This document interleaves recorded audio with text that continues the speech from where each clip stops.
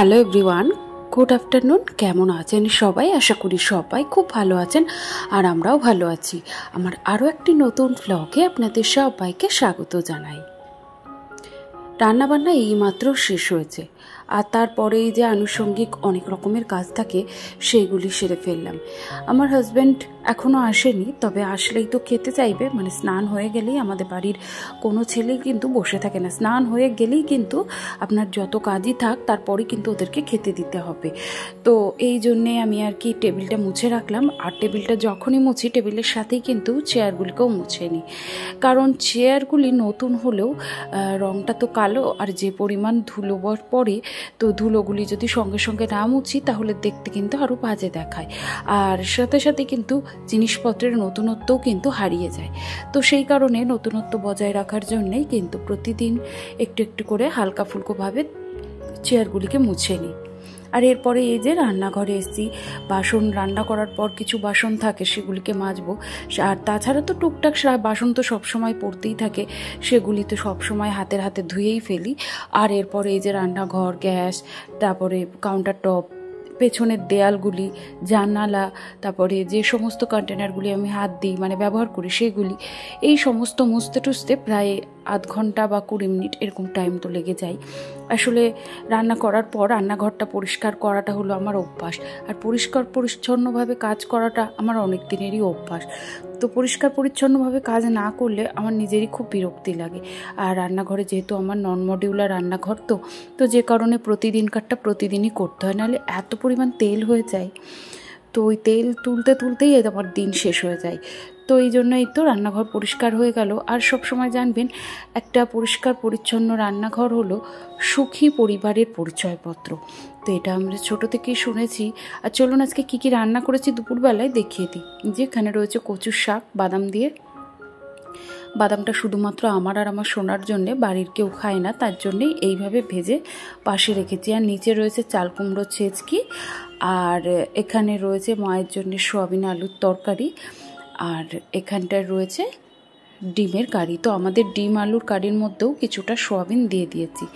আর আমার মেয়ে যেহেতু এমনি ডিম খায় না, তাই জন্য ওর ডিমটা আমি সেদ্ধ করে রেখেছি, ওটা আর ঝোলের মধ্যে দিইনি। তো ব্যাস এই হলো আমার আজকের রান্নাবান্না। আর রান্নাবান্না করার পরে ও তো দেখতেই পেলেন রান্নাঘর পরিষ্কার করলাম, তারপরে বাড়ির সকলকে খেতে দিয়ে স্নানটা সেরে নিয়েছি। যদিও আমি আর সোনা এখনও খাইনি, মানে খাওয়া হয়নি আমাদের, তো আমরাও খাবো। তো এই তো এদিকে আমি এখন তুলসী মন্দিরে একটু জল দিয়ে নেবো। যদিও সকালবেলায় বাসি কাজ সেরে কিন্তু স্নান করি, আর তখন কিন্তু মন্দিরে জল দিই, তবুও বেলার সাথে সাথে আবারও তো একবার স্নান করি। তো দুপুর থেকে সকাল থেকে আর কি দুবার আর কি স্নান আমি করেই ফেলি। তো এই তো এখন এখানে একটু পুজো দিয়ে নিলাম। আর আজকে তো বৃহস্পতিবার, চলুন আপনাদের ঘরে মন্দিরের একবার ঠাকুরগুলিকে দর্শন করাই। আর এইদিকে দেখুন, এই ফুলগুলো হচ্ছে মা কিন্তু মন্দিরে নিয়ে যাবে, মঠে নিয়ে যাবে, তো যে কারণে ঝুড়িতে করেই রেখেছে, বিকেলে যখন যাবে তখন নিয়ে যাবে। আর মন্দিরে পুজো মানে আমাদের ঠাকুর মন্দির পুজো হয়ে গেছে, মানে ঘরের এই সিংহাসনে, তো সেখানে পুজো হয়ে গেছে। এই যে পুজো করার পরে কত ভালো লাগে না দেখতে সিংহাসনটা। আর যেহেতু সাদা ফুল মা মন্দিরে নিয়ে যায়, তো ফুল সেভাবে খুব একটা সাদা ফুল মা এখানে দেয় না, এখানে ওই গাঁদা ফুল দিয়েই পুজো করে। তো তবে সাদা ফুল দিয়ে মন্দির সাজালে কিন্তু বেশ ভালো লাগে।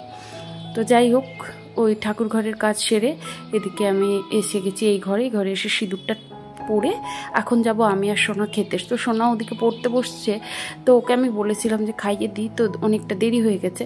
তো বললো না তুমি আসো, তারপরে একসাথে খাবো। যেহেতু বাড়িতে থাকলে না ও আর আমি একসাথেই খাই। আর ক্লাস 10-এ ওঠার পরে কিন্তু সেভাবে স্কুল তো খুব একটা যায় না, কারণ স্কুলে খুব একটা স্টুডেন্ট আর কি স্কুলে যেতেই চায় না, ওই কারণে ও যায় না। তবে এই সামনেই পরীক্ষা রয়েছে, এখন কিছুদিন আবার যেতেও হবে। তো এই তো, আর এদিকে ওকে বলেছি যে উঠে একটু ফ্রেশ হয়ে নিতে, এখন খেতে দেবো।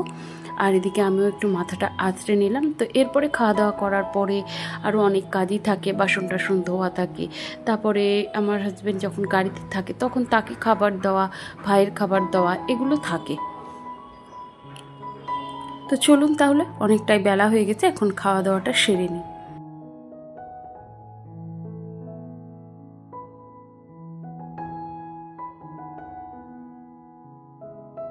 আর আর এই তো এদিকে আমার আর সোনার খাবার বেড়ে নিয়েছি। তো চলুন ওকে খাইয়ে দিই আর নিজেও একটু খেয়ে নিই। আর খাওয়া হতে না হতেই বাইরে দেখলাম বৃষ্টি চলে এসছে। তো বাসনটা বাইরেই ধুই দুপুরের দিকে, সাধারণত রাত্রির দিকে আমি বাসনগুলো চেষ্টা করি বাইরে ধোয়ার, যেহেতু রান্নাঘরটা পরিষ্কার হয়ে যায়। আর তারপরে পরিষ্কার করার পর না আমার ওই এঁঠো বাসন নিয়ে বেসিনের মধ্যে মাজতে খুব বিরক্তি লাগে, তো ওই কারণেই কিন্তু বাইরে মাজি। তো মাজতে মাজতেই দেখুন কী পরিমাণ বৃষ্টি চলে এলো। তো চলুন তাহলে এখন একটু রেস্ট নেওয়া যাক, কারণ এই সময় যদি একটু রেস্ট না নিই তাহলে কিন্তু বেলা বাড়ার সাথে সাথে কিন্তু শরীরটা খারাপ করতে থাকে। আর এই তো এখন বিকেল বাজে প্রায় 5টা 10 মতো। তো আমি একটু শুয়েই ছিলাম, আজকে রেস্ট নেবো বলতে একটু ভেবেছিলাম ঘুমোবো, তো ঘুমানো আর হলো না। তো এই তো রেস্ট নিয়ে এখন উঠে পড়েছি। বিকেলবেলাকার এই যে ঘর দোরগুলো ঝাড় দেওয়া, বিছানা ঝাড় দেওয়া, জামা কাপড় গোছানো, বাইরে থেকে জামা কাপড় তোলা, এই সমস্ত ছোটোখাটো কাজ কিন্তু থাকেই। তারপরে খালি জলের বোতল এদিক ওদিকে থাকলে সেগুলিকে জায়গায় নিয়ে আসে রাখা, যেগুলি খালি সেগুলিকে ভরে রাখা, এই ধরনের ছোটোখাটো কাজগুলি করতেই থাকি। এই করতে করতেই কিন্তু কখন যে সন্ধ্যে 6টা পার হয়ে যায় সেটা নিজেও বুঝতে পারি না। আর এই দেখুন আমার সমস্ত ঘর বারান্দা ঝাঁট দেওয়া হয়ে গেছে। তো এইবারে এই যে জুতোগুলোকে একটু সাইড করে গুছিয়ে রাখবো, কারণ সন্ধ্যাবেলায় সকালবেলায় বা যখনই হোক দুয়ারের সামনে জুতো কিন্তু খুলে রাখতে নেই, এতে মা লক্ষ্মী অসন্তুষ্ট হয়। দুয়ারের সামনে জুতো গামছা কখনোই কিন্তু খুলে রাখতে নেই। আর দেখবেন পরিষ্কার পরিচ্ছন্নতা, গোছানো, পরিপাটি এর মাধ্যমেই কিন্তু বোঝা যায় যে একজন সুগৃহিণীর রুচিশীলতার প্রকাশ পায়। আর আমাদের বাড়িঘর যতটা পরিষ্কার পরিচ্ছন্ন থাকবে দেখবেন মা লক্ষ্মীর আবির্ভাব কিন্তু সেখানেই ঘটে থাকে। দেখবেন কথাতেই রয়েছে যে পরিষ্কার পরিচ্ছন্ন যেখানে থাকে সেখানেই কিন্তু মা লক্ষ্মীর আবির্ভাব ঘটে। তো এটা আমরা ছোটোবেলা থেকেই শুনেছি, তো সেই কারণে আমিও বিশ্বাস করি। তাই সবসময় চেষ্টা করি সবসময়ের কাজগুলো যাতে পরিপাটি করে নিখুঁত করে করে দেখার। আর এটাই কিন্তু একমাত্র লক্ষ্য থাকে। যখনই দেখবেন আপনি কোনো লক্ষ্য নিয়ে কাজটা করতে চলেছেন তখন দেখবেন আপনার কাজটা যেন কখন যে সফল হয়ে যাবেন বা আপনি যে সফলতা পাবেন এটা কিন্তু নিশ্চিত থাকে। আর এই তো ওদিকে সন্ধ্যা দিয়ে নিয়ে সোনাকে নিয়ে কিন্তু প্রাইভেটে এসেছি। তো ওর পড়া রয়েছে, ওকে পড়তে ঢুকিয়ে দিয়ে এখন বাড়িতে যাব। আর বাড়ি গিয়ে এখনও যদিও ওকে একটু চা খাইয়ে নিয়ে এসেছি, কিন্তু আমাদের এখনও চা খাওয়া হয়নি। তো ওদিকে বাবা বসে আছে, আমি দিদিভাই সবাই মিলে একটু চা খাবো। আর মাকে আর দিদিভাইয়ের ছেলেকে আগেই লাল চা করে দিয়েছি, কারণ মা আর দিদিভাইয়ের ছেলে কিন্তু দুধ চা খায় না। তো চলুন আমার চা হয়ে গেছে, এবার একটু বসে চাটা খেয়ে নিই। আজকে বিকেলবেলায় জামা কাপড়গুলো এখানে তুলে রাখা হয়েছিল, তবে কিছু জামা কাপড় গতকালকে ছিল সেগুলি গুছিয়েছিলাম। তবে এই যে জামা কাপড়গুলো সেগুলো কিন্তু এখনও গুছিয়ে উঠতে পারিনি। তবে এই জামা কাপড়গুলো যদি এখন না গুছিয়ে ফেলি তাহলেই কিন্তু আগামীকাল প্রচুর পরিমাণে জামা কাপড় জমে যাবে। তো যে কারণে এখন এই যে সন্ধ্যাবেলার দিকটা বসে আমি জামা কাপড়গুলো গুছিয়ে নিচ্ছি। তো ব্যাস আমি এখানে ডিভাইডভাবে সমস্ত জামা কাপড় গুছিয়ে নিয়েছি। আর এর মাঝখানে আমার হাজব্যান্ডও বাড়ি চলে এসছে, আর ও বললো কি আমাকে 2টো রুটি আর একটু ডিম ভুজিয়া করে দাও। তো এই যে রুটি, আম আর ডিম ভুজিয়া করে ওকে দিয়েছি। ও আজকে ভাত খাবে না বললো, আর ওকে খেতে দিয়েই কিন্তু এদিকে সোনাকে নিতে এসেছি, কারণ ছুটি হয়ে যাবে 9টা বাজে। তো চলুন এখন বাড়ি যাই। আবার আমার সোনার আবার অন্যরকম আবদার হচ্ছে, সে আবার ওদিকে ভাতও খাবে না রুটিও খাবে না। চলুন দেখি ওকে আবার কি করে দিই। আর এই তো বাড়ি এসেছি, ফ্রিজের মধ্যে 2 থেকে 3 টুকরো সলিড চিকেন পিস ছিল। তো সেই পিসগুলো আমি ওর জন্যই রেখে দিই, হয় স্যুপ করে দিই, না হলে কাবাব বা পকোড়া এই টাইপের জিনিসই করে দিই।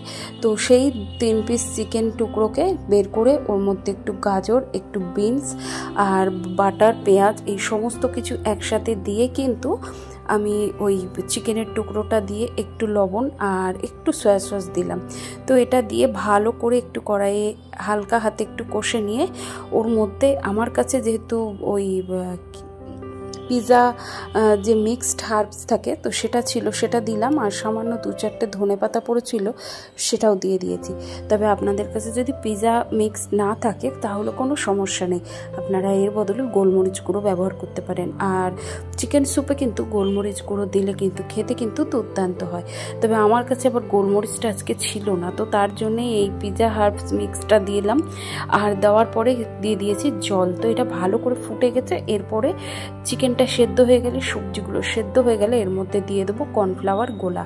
তো কর্নফ্লাওয়ার গুলে দেওয়ার পরে দেখুন আস্তে আস্তে ফোটালেই কিন্তু এটার একটা গাঢ় স্ট্রাকচার চলে আসবে যখন, তো সেই সময় কিন্তু এর মধ্যে আরও একটু বাটার দিয়ে এটাকে নামিয়ে নেব।